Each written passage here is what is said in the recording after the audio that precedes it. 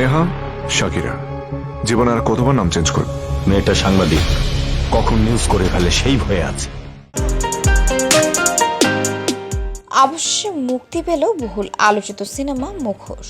ইফতেখার শুভ পরিচালিত ও 2019-20 অর্থ বছরে সরকারি অনুদানপ্রাপ্ত সিনেমাটি শুক্রবার 4 মার্চ দেশব্যাপী মুক্তি পেয়েছে 38টি হলে। মুক্তির আগে গত বুধবার 2 মার্চ স্টার সিনেপ্লেক্সে অনুষ্ঠিত হয়েছে মুখোশের প্রিমিয়ার, যেখানে সিনেমাটির পরিচালক ইফতেখার শুভর সঙ্গে উপস্থিত ছিলেন অভিনেতা মোশাররফ করিম, আজাদ আবুল কালাম, চিত্রনায়িকা পরিমণি, চিত্রনায়ক রোশন সহ অন্যান্য শিল্পী ও কলাকুশলী এবং সাংবাদিকরা। প্রিমিয়ার শেষে মোশাররফ করিম বলেন, সিনেমাটিতে অভিনয় করে আমি তৃপ্ত ও আনন্দিত। আমার মনে হয় দর্শকরাও দেখে আনন্দিত হবেন। গল্পটি বেশ ভালো। এই গল্পের কারণে দর্শক সিনেমাটি দেখবেন। আমি ভীষণ আশাবাদী, আশা করছি মুখোশ সবার ভালো লাগবে। পরিমণি বলেন, আমার প্রতি সিনেমা মুক্তির সময় মনে হয় প্রথম সিনেমাটি মুক্তি পাচ্ছে। মুখোশের বেলাতেও তাই মনে হচ্ছে। টেনশন কাজ করছে এবং আমি নার্ভাসও। পরিচালক শুভ ভাইয়ের প্রথম সিনেমা, কিন্তু অভিষেকও তিনি দারুণ কাজ করেছেন। আশা করছি এই সিনেমা দর্শকদের মন ছুঁয়ে যাবে। মুখোশের পরিচালক ও প্রযোজক ইফতেখার শুভ বলেন, শেষ পর্যন্ত বাধা পেরিয়ে আমার প্রথম সিনেমা মুক্তি দিতে পারছি। করোনার কারণে এতদিন মুক্তি দিতে পারিনি।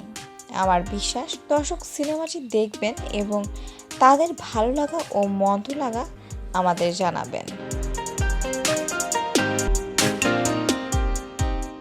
এদিকে প্রিমিয়ারে আসা দর্শকরা সিনেমাটি উপভোগ করেছেন বলে জানিয়েছেন। একই সঙ্গে অনেকে মুখোশের প্রশংসাও করেছেন।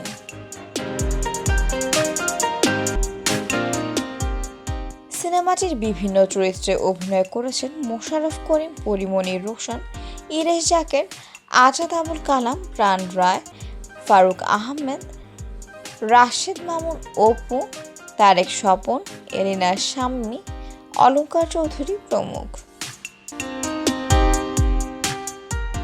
ব্যাচেলর.com প্রোডাকশনের প্রযোজনায় মুখোশ নির্মিত হয়েছে ইফতেখার শুভর নিজের লেখা পেজ নম্বর 44 উপন্যাস অবলম্বনে।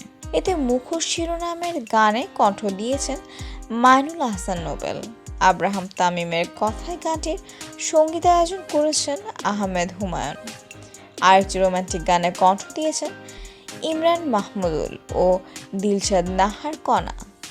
আব্রাহাম তামিমের কথায় এর সঙ্গীতায়োজন ইমন চৌধুরীর।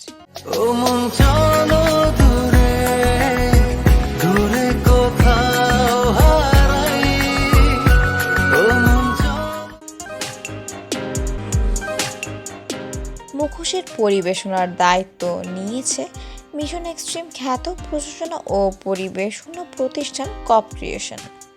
এছাড়া মিউজিক প্রকাশ পাচ্ছে টাইগার মিডিয়ার ব্যানারে। এর আগে 21 জানুয়ারি সিনেমাটি মুক্তি পাওয়ার কথা ছিল, কিন্তু করোনা ভাইরাসের প্রকোপ ঊর্ধ্বমুখী হওয়ায় আটকে যায় মুখোশ। ওকে পড়বো, আমি পলট করে পড়বো, প্রত্যেকটা পৃষ্ঠা পড়বো, ডিটেল পড়বো।